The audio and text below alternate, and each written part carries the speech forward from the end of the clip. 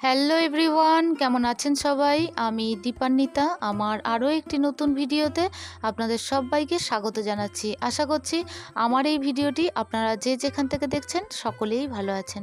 আমরাও সকলে খুব ভালো আছি। তবে আপনাদের একদিন জানিয়েছিলাম যে আমার এই বক্সের মধ্যে কি কি থাকে, এবং আমি আপনাদের শেয়ার করেছিলাম যে আমার মা লক্ষ্মীর কিছু সামগ্রী থাকে। সামগ্রী বলতে মায়ের শাড়ি, ব্লাউজ, পেটিকোট সমস্ত কিছু আমি তৈরি করে রেখেছিলাম। তো সেগুলো একটু অগোছালো হয়ে আছে, তো সেগুলোই আমি একটু গুছিয়ে নেব এবং আপনাদের সঙ্গেও শেয়ার করছি যে এই বক্সের মধ্যে কি কি আছে এবং মা লক্ষ্মীর জন্য আমি কি কি রেখেছি। তো আপনারা তো দেখতেই পাচ্ছেন, বেদিতে পাতার পর এই যে কাপড়টা আমার এক্সট্রা বেঁচে গেছিলো, তো সেটাও আছে। তো মায়ের যে উড়নি, তো মায়ের যে ব্লাউজ, মায়ের শাড়ি, মায়ের অনেক ধরনের শাড়ি জানেন, আমি নিজে হাতে এগুলো বানিয়েছি।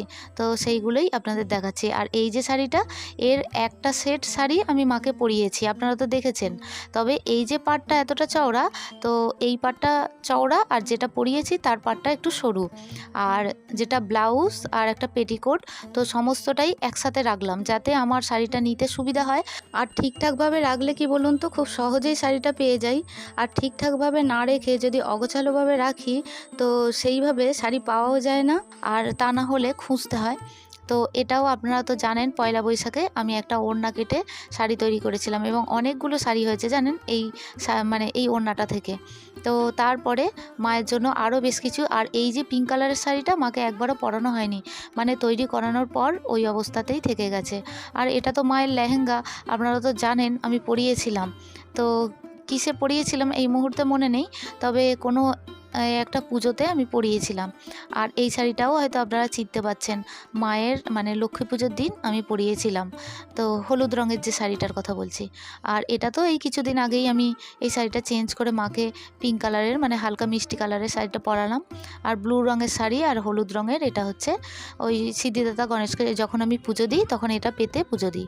তো মায়ের উড়নি আর মায়ের সমস্ত জিনিসপত্র আমি এই যে বক্সটা, এই বক্সটার মধ্যে গুছিয়ে আমি যত্ন করে তুলে রাখি। আবার যখন পুজো আসে তখন আবার বার করি। তো সমস্তটাই আমার গোছানো হয়ে গেছে। এবার আমি বক্সটা সরিয়ে দিলাম।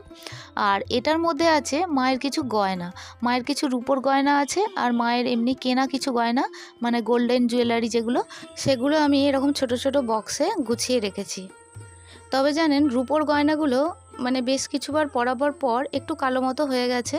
তো এইগুলো আমি একটু মানে গোল্ডেন যে রং হয়, গোল্ডেন রং বলতে সোনার জল চড়িয়ে নেব। তো সোনার জল চড়িয়ে নিলে কি হবে, দেখতেও বেশ ভালো লাগবে। তো মায়ের জন্য সীতা যে কানের দুল যেগুলো আমি করেছিলাম মায়ের জন্য, সেগুলো তো আপনাদের সঙ্গে শেয়ার করেছিলাম। তো সেগুলোও আমি পুজোর আগে, মানে লক্ষ্মী পুজোর আগে সোনার জল চড়িয়ে নেব। তো সেইটাই এবছরে আমি পুজোতে পরাবো। তো দেখিয়ে দিলাম আপনাদের বক্সগুলো। আর এই যে একটা কানের কিনেছিলাম জানেন, অনেক দিন আগে, অনেক দিন বলতে খুব পুরনো নয়, তো কিনেছিলাম, মাকে একবারও আমার পরানো হয়নি, আপনাদের সঙ্গে শেয়ার করলাম। তো কোনো একদিন হয়তো এই কানেরটা আমি পরাবো। তো যখন আমি পরাবো তখন আপনাদের সঙ্গে আমি শেয়ার করব। তো চলুন, আমি পুজোর জন্য প্রতিদিন যেভাবে আমি রেডি করি সমস্ত কিছু রেডি করে নিতে থাকি। আর আপনাদের কমেন্টগুলো আমাকে পড়ে নিতে হবে, কারণ গত ভিডিওতে আমার মিষ্টি মিষ্টি বোনেরা কমেন্ট করেছিল, সেগুলো আমার পড়া হয়নি আগের ভিডিওতে। তো এই ভিডিওতে আমি সবার কমেন্টগুলো পড়ে নেব। তো চলুন, আমার মিষ্টি কয়েকটি বোনের কমেন্টগুলো পড়ে নেওয়া যাক। প্রথমেই কমেন্ট পড়বো আমার মিষ্টি একটি বোনের, জ্যোতির কমেন্টটি পড়বো। জ্যোতি লিখেছে, খুব সুন্দর হয়েছে দিদিভাই ভিডিওটা, আজ একটু অন্যভাবে দেখলাম, ভালো লাগলো। তোমার ছাদ বাগান দেখতে বেশ ভালো লাগে, আরও যদি সেটা হয় বৃষ্টি ভেজা, ফুল ফলে ভরে আছে ছাদ বাগানটা। অসংখ্য ধন্যবাদ জানাচ্ছি জ্যোতি তোমাকে, এত সুন্দর আমার ছাদ বাগান নিয়ে কমেন্ট করেছো, আমার ভীষণ ভালো লাগলো। তুমি এই দিদির বুক ভরা ভালোবাসা নিও, ভিডিওর মাধ্যমে অনেক আদর জানাচ্ছি। এরপর সুশীলার কমেন্টই পড়ব। তো সুশীলা লিখেছে, রাধে রাধে, তোমার ফুলের বাগানটা খুব সুন্দর। অসংখ্য ধন্যবাদ সুশীলা তোমাকে, এই দিদির বুক ভরা ভালোবাসা নিও, ভিডিওর মাধ্যমে তোমাকে অনেক আদর জানাচ্ছি। আর এইভাবেই দিদিকে কমেন্ট করো। এরপরে আমার আরও একটি মিষ্টি ভাইয়ের কমেন্ট পড়ব। ভাইয়ের নাম গোপাল। গোপাল এত সুন্দর করে, এত সুন্দর একটি কমেন্ট করেছো, যে আমার মন ছুঁয়ে গেল। আর গোপাল, তুমি আমাকে দিদিভাই বলেই ডেকো গো। তুমি একটা জায়গায় আমাকে লিখেছো দিদিমণি বলে, তো দিদিমণি নয়, তুমি আমার সোনা ভাই।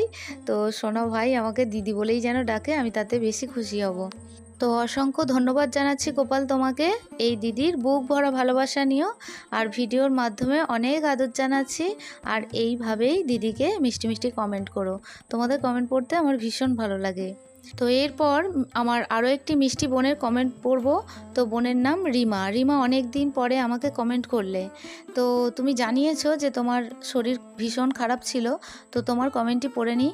তুমি লিখেছো, দিদি কেমন আছো? আমি ভালো আছি বাবু, আমার শরীর খুব খারাপ ছিল, এখন একটু ভালো আছি। তোমার ওই ধুতরা ফুলের গাছ কোথা থেকে এনেছো একটু বলবে? ধুতরা ফুলের গাছটা আমি আমার বাপের বাড়িতে আমি যখন গিয়েছিলাম, তো তখন পাড়ারই কি বলবো, জেঠিমা হয়, তো জেঠিমার এরকম গাছ ছিল। তো জেঠিমা আমাকে ওই ধুতরো বীজ দিয়েছিল, তো দিতে আমি একটু ছড়িয়ে দিয়েছিলাম আমার ছাদ বাগানে। তো তখন হয়নি জানো তো, যখন বর্ষার সময় দেখলাম ছোট ছোট চারা বেরিয়েছে। কিসের চারা তখন বুঝতে পারিনি যে এটা ধুতরা ফুলের চারা।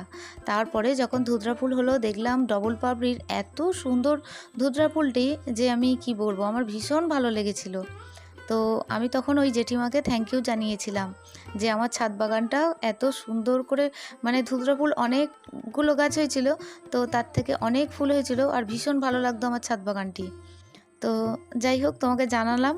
তো তোমার কাছে বাড়ি হলে অবশ্যই তোমাকে দিতাম গো।